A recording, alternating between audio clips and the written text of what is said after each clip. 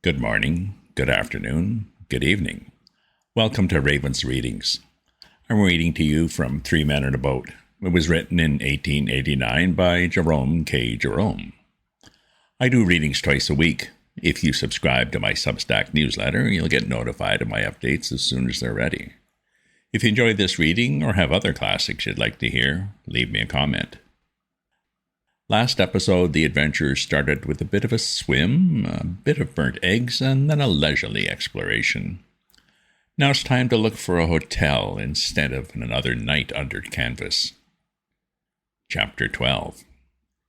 I was sitting on the bank, conjuring up that Magna Carta scene to myself, when George remarked that when I was quite rested, perhaps I wouldn't mind helping to wash up, and thus, recalling from the days of the glorious past the prosaic present with all its misery and sin, I slid down into the boat and cleaned out the frying pan with a stick of wood and a tuft of grass, and polishing it up finally with George's wet shirt.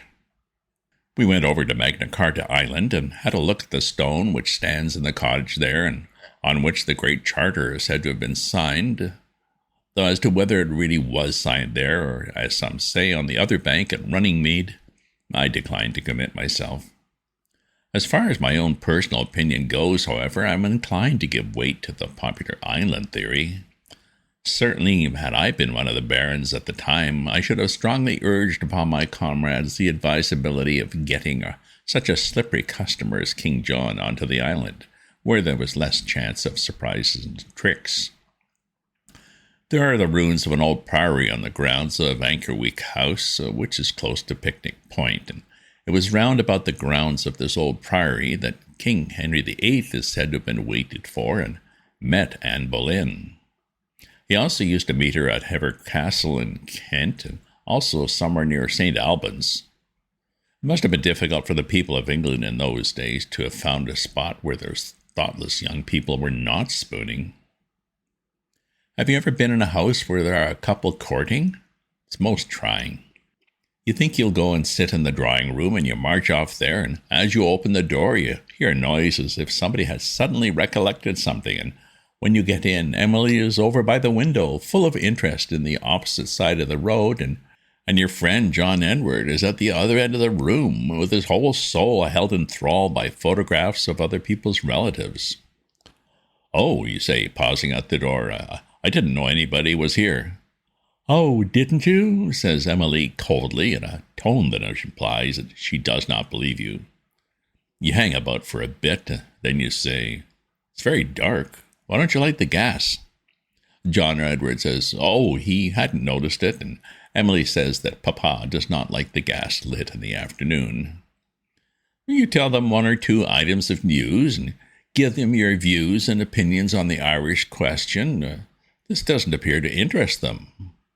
All they remark on any subject is, "Oh, is it? Oh, did he? Yes, and oh, you don't say so." And after 10 minutes of such style of conversation, you edge up to the door and slip out, and are surprised to find that the door immediately closes behind you and shuts itself without your having touched it. Half an hour later, you think you'll try a pipe in the conservatory. The only chair in the place is occupied by Emily, and John Edward, if the language of clothes can be relied upon, has evidently been sitting on the floor. They do not speak, but they give you a look that says all that can be said in a civilized community, and you back out promptly and shut the door behind you.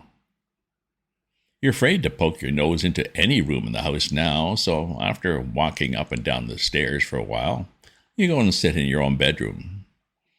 This becomes uninteresting, however, after a time, and so you put on your hat and stroll out into the garden.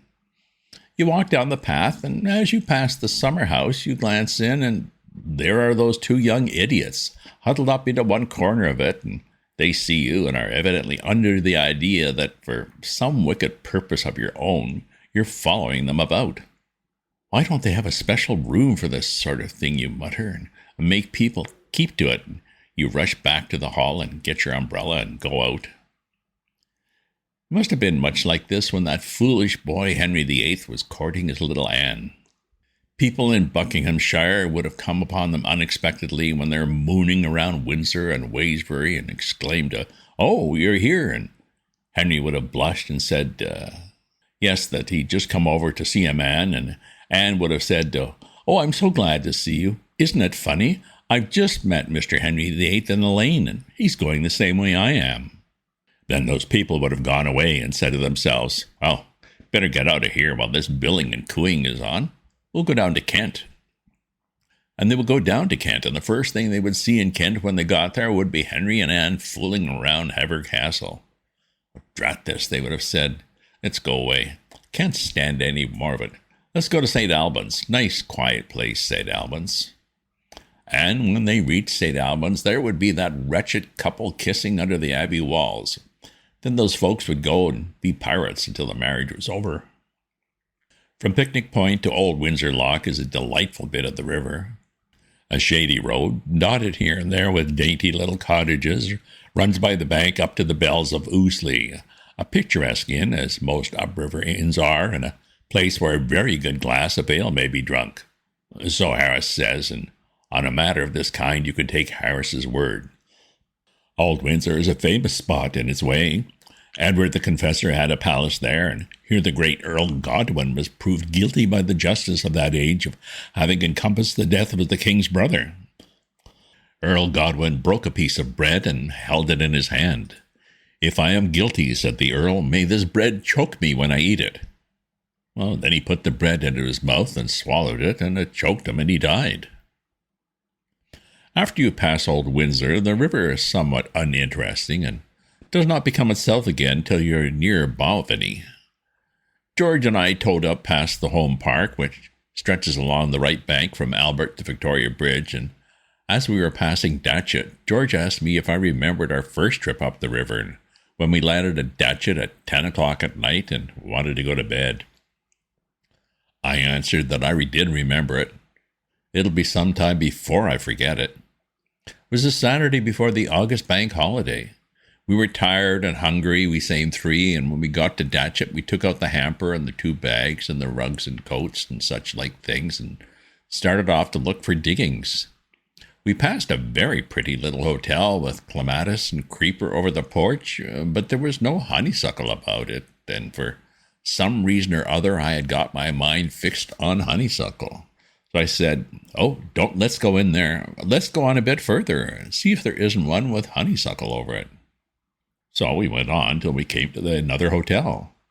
That was a very nice hotel too, and it had honeysuckle on it, round at the side, but Harris didn't like the look of the man who was leaning against the front door. He said he didn't look a nice man at all, and he wore ugly boots, so we went on further. We went a goodish way before coming across any more hotels, and then we met a man and asked him to direct us to a few. He said, "Well, you're coming away from them. You must turn right around and go back, and then you'll come to the Stag." We said, no, we'd been there and didn't like it. No honeysuckle over it. "Well, then," he said, "there's the Manor House just opposite. Have you tried that?" Harris replied he didn't want to go in there. Didn't like the looks of the man who was stopping there. Harris did not like the color of his hair. Didn't like his boots either. "Well, I don't know what you'll do, I'm sure," said our informant, "because they're the only 2 inns in the place." "No other inns?" exclaimed Harris. "None," replied the man. "Well, what on earth are we to do?" cried Harris. Then George spoke up. He said Harris and I could get a hotel built for us if we like and have some people made to put in it. For his part, he was going back to the Stag. The greatest minds never realize their ideals in any matter, and Harris and I sighed over the hollowness of all earthly desires and followed George. We took our traps into the Stag and laid them down in the hall. The landlord came out and said, "Good evening, gentlemen." "Oh, good evening," said George. "We want 3 beds, please." "Oh, very sorry, sir," said the landlord, "but I'm afraid we can't manage it." "Oh, well, never mind," said George. 2 will do. 2 of us can sleep in 1 bed, can't we?" he continued, turning to Harris and me. Harris said, "Oh, yes." He thought George and I could sleep in 1 bed very easily. "Very sorry, sir," again repeated the landlord. "We really haven't got a bed vacant in the whole house. In fact, we're putting 2 and even 3 gentlemen in 1 bed as it is." This staggers us for a bit. But Harris, who was an old traveler, rose to the occasion and laughed cheerily and said, "Oh, well, we can't help it. We must rough it. You must give us a shakedown in the billiard room." "Very sorry, sir," said the landlord. 3 gentlemen sleeping on the billiard table already and 2 in the coffee room. Can't possibly take you in tonight." Well, we picked up our things and went over to the manor house. It's a pretty little place. I said I thought I'd like it better than the other house, and Harris said, "Oh, yes, it'd be all right, and we needn't look at the man with the red hair, and besides, the poor fellow couldn't help having red hair." Harris spoke quite kindly and sensibly about it. The people at the manor house did not wait to hear us talk. The landlady met us on the doorstep with the greeting that we were the 14th party she turned away within the last hour and a half. As for our meek suggestions of stables, billiard rooms, or coal cellars, she laughed them all to scorn. All these nooks have been snatched up long ago. Did she know of any place in the whole village where we could get shelter for the night? Well, if we didn't mind roughing it, she didn't recommend it, mind, but there was a little beer shop half a mile down the Eaton Road. We waited to hear no more. We caught up the hamper and the bags and the coats and the rugs and the parcels, and we ran. The distance seemed more like a mile than half a mile, but we reached the place at last and rushed panting into the bar. The people at the beer shop were rude. They merely laughed at us. There were only 3 beds in the whole house, and they had 7 single gentlemen and 2 married couples sleeping there already. A kind-hearted bargeman, however, who happened to be in the tap room, thought we might try the grocer's next door to the Stag, and we went back. The grocer's was full. An old woman we met in the shop then kindly took us along with her for a quarter mile to a lady friend of hers who occasionally let rooms to gentlemen. This old woman walked very slowly, and we were 20 minutes getting to her lady friends. She enlivened the journey by describing to us as we trailed along the various pains she had in her back. Her lady friend's rooms were let. From there we were recommended to number 27. Number 27 was full and sent us to number 32, and 32 was full. Then we went back to the high road, and Harris sat down on the hamper and said he'd go no further. He said it seemed a quiet spot, and he'd like to die there. He requested George and me to kiss his mother for him, and to tell all his relations that he forgave them and died happy. At that moment an angel came by in the disguise of a small boy, and I cannot think about any more effective disguise an angel could have assumed, with a can of beer in one hand and in the other something at the end of a string, which he let down onto every flat stone he came across and then pulled up again, this producing a peculiarly unattractive sound suggestive of suffering. We asked this heavenly messenger, as we discovered him afterwards to be, if he knew of any lonely house whose occupants were few and feeble, old ladies or paralyzed gentlemen preferred, who could easily be frightened into giving up their beds for the night to 3 desperate men, or if not this, could he recommend an empty pigsty or a disused lime kiln or anything of that sort? He did not know of any such place, at least not one handy, but he said that if we'd like to come with him, his mother had a room to spare and could put us up for the night.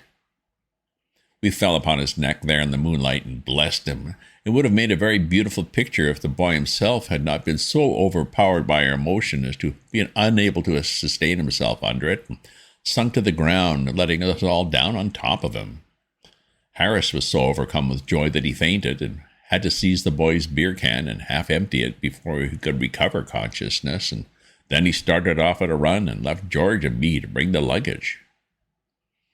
It was a little 4-room cottage where the boy lived, and his mother, good soul, gave us hot bacon for supper, and we ate it all, 5 pounds, and a jam tart afterwards, and 2 pots of tea, and then we went to bed.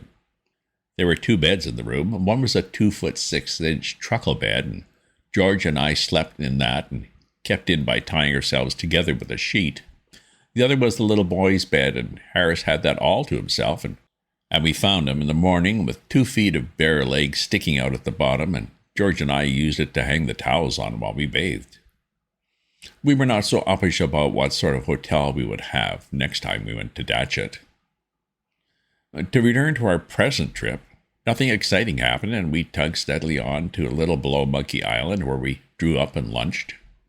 We tackled the cold beef for lunch, and then we found that we'd forgotten to bring any mustard. I don't think I ever in my life, before or since, felt I wanted mustard as badly as I felt I wanted it then. I don't care for mustard as a rule, and it's very seldom that I take it at all, but I would have given worlds for it then. I don't know how many worlds there may be in the universe, but anyone who had brought me a spoonful of mustard at that precise moment would have had them all. I go reckless like that when I want a thing and can't get it. Harris said he would given worlds for mustard too. Would have been good for anybody who had come up to that spot with a can of mustard. He would have been set up in worlds for the rest of his life. But there, I dare say both Harris and I would have tried to back out of the bargain after we got the mustard. One makes these extravagant offers in moments of excitement, but of course, when one comes to think of it, one sees how absurdly out of proportion they are with the value of the required article. I heard a man going up a mountain in Switzerland once say he would give worlds for a glass of beer, and when he came to a little shanty where they kept it, he kicked up a most fearful row because they charged him 5 francs for a bottle of Bass. He said it was a scandalous imposition, and he wrote to the Times about it. It did cast a gloom over the boat, there being no mustard. We ate our beef in silence. Existence seemed hollow and uninteresting. We thought of the happy days of childhood and sighed. We brightened up a bit, however, over the apple tart, and when George drew out a tin of pineapple from the bottom of his hamper and rolled it into the middle of the boat, we felt that life was worth living after all. We are very fond of pineapple, all 3 of us. We looked at the picture on the tin, and we thought of the juice. We smiled at one another, and Harris got a spoon ready. Then we looked for the opener for the tin. We turned out everything in the hamper. We turned out the bags. We pulled up the boards at the bottom of the boat. We took everything out onto the bank and shook it. There was no tin opener to be found. Then Harris tried to open the tin with a pocket knife and broke the knife and cut himself badly, and George tried a pair of scissors, and the scissors flew up and nearly put his eye out. While they were dressing their wounds, I tried to make a hole in the thing with the spiky end of the boat hook, and the boat hook slipped and jerked me out between the boat and the bank into 2 feet of muddy water. Then the tin rolled over uninjured and broke a teacup. Then we all got mad. We took that tin out on the bank, and Harris went up into the field and got a big sharp stone, and I went back into the boat and brought out the mast, and George held the tin, and Harris held the sharp end of his stone against the top of it, and I took the mast and poised it high up in the air and gathered all my strength and brought it down. It was George's straw hat that saved his life that day. He keeps that hat now, or what is left of it, and of a winter's evening when the pipes are lit and the boys are telling stretchers about the dangers they have passed through, George brings it down and shows it round, and the stirring tale is told anew with fresh exaggerations every time. Harris got off with merely a flesh wound. After that, I took the tin off myself and hammered at it with a mast till I was worn out and sick at heart, whereupon Harris took it in hand. Well, we beat it out flat, we beat it back square, we battered it into every form known to geometry, but we could not make a hole in it. Then George went at it and knocked it into a shape so strange, so weird, so unearthly in its wild hideousness that he got frightened and threw away the mast. Then we all 3 sat round it on the grass and looked at it. There was one great dent across the top that had the appearance of a mocking grin, and it drove us furious, so that Harris rushed at the thing and caught it up and flung it far into the middle of the river, and as it sank, we hurled our curses at it, and we got into the boat and rowed away from the spot, and never paused until we reached Maidenhead. Maidenhead itself is too snobby to be pleasant. It is the haunt of the river swell and his overdressed female companion. It is the town of showy hotels, patronized chiefly by dudes and ballet girls. It is the witch's kitchen from which go forth those demons of the river, steam launches. The London Journal Duke always has his little place at Maidenhead, and the heroine of the 3-volume novel always dines there when she goes out on a spree with somebody else's husband. We went through Maidenhead quickly and then eased up and took leisurely the grand reach beyond Bolters and Cookham locks. Clevedon woods still wore their dainty dress of spring and rose up from the water's edge in one long harmony of blended shadows of fairy green.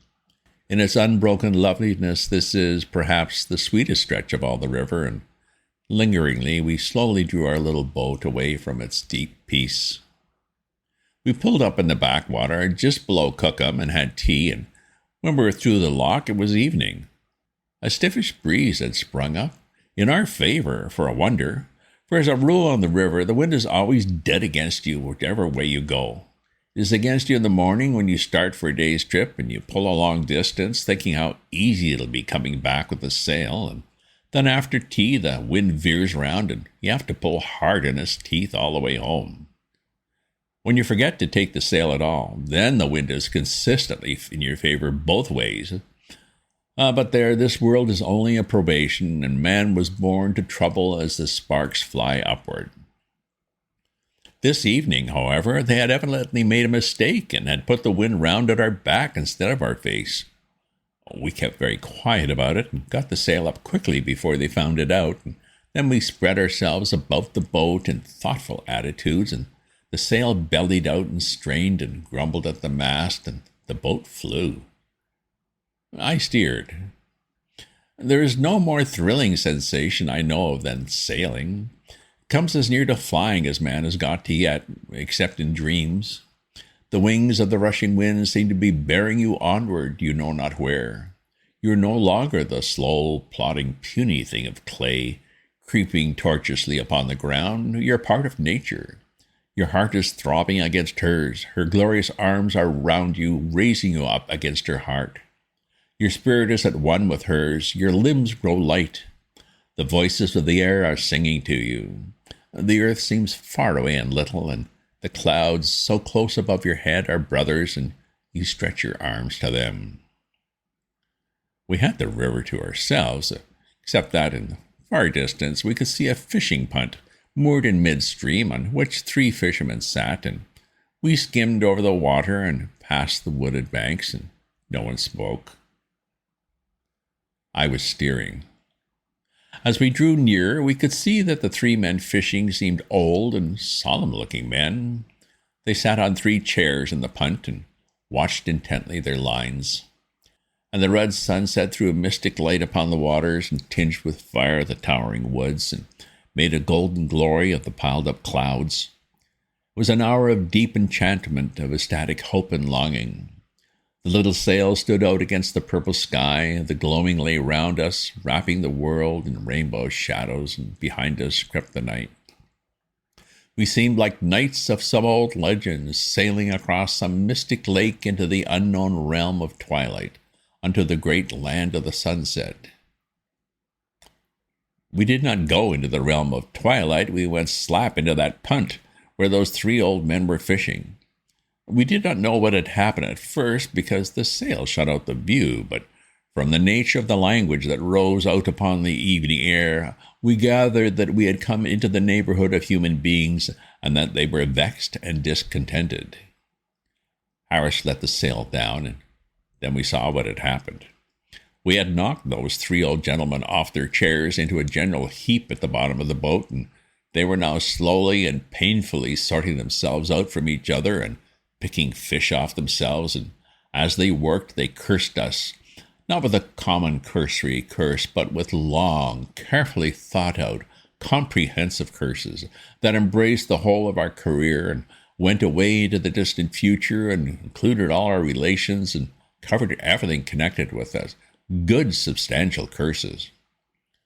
Harris told them they ought to be grateful for a little excitement, sitting there fishing all day, and he also said that he was shocked and grieved to hear men their age give way to temper so. But it didn't do any good. George said he would steer after that. He said a mind like mine ought not to be expected to give itself away in steering boats, but better let a mere commonplace human being see after the boat before we jolly well all got drowned. He took the lines and brought us up to Marlow. And at Marlow we left the boat by the bridge and went and put up for the night at the Crown. End of chapter. Well, the travelers remembered how all the hotels can fill up before a holiday and learned that a tin of pineapple can be indestructible. Next chapter, shopping at the local market and some river water tea. If you subscribe to my newsletter, you'll get notified of my updates as soon as they're ready. If you enjoy this reading or have other classics you'd like to hear, leave me a comment. Check out my other posts on my Substack at ravensview.substack.com. And remember to share this with your friends. Ta-ta for now.